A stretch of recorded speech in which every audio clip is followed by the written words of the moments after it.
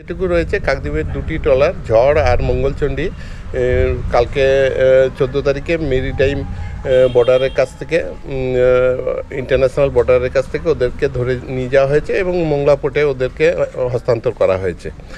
তো এই সমস্যাগুলো একটু বেশি হচ্ছে ইদানিং, কারণ কি ভারত আর বাংলাদেশের মধ্যে যে রাজনৈতিক সম্পর্কটা হওয়ার কারণে এটা আমরা ভাবছি যে বেশি হচ্ছে, কারণ দুটো দেশের ট্রলারগুলোই আমাদের মেরিটাইম বর্ডারের কাছে এসে ফিশিং করেন এবং আগে এইসবগুলো ঘটনাগুলো ঘটতো না। এখন বাংলাদেশের নেভির অতি সক্রিয়তার কারণেই ঘটছে বলে আমাদের মনে হচ্ছে। তাও আমরা খবর নিচ্ছি এবং আমাদের সমস্ত জেলে বা আমাদের সমস্ত মৎস্যজীবীদের এটা আরও সতর্ক করা হচ্ছে, যাতে এই সব ওরা অতি সক্রিয়তার কারণে ওদের না নিয়ে যায় বা আরও থাকতে সতর্ক থাকতে। কিন্তু এর আগেও দেখা গেছে বাংলাদেশের বর্ডারে বা বাংলাদেশের জলসীমায় অতিক্রম করতেই ভারতীয় ট্রলারগুলোকে আটক করা হয়েছে।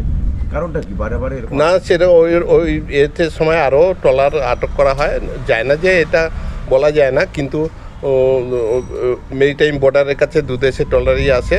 অতীতেও দেখেছি ওই দেশের ট্রলারকেও আমাদের নেভিরাও আটক করেছে।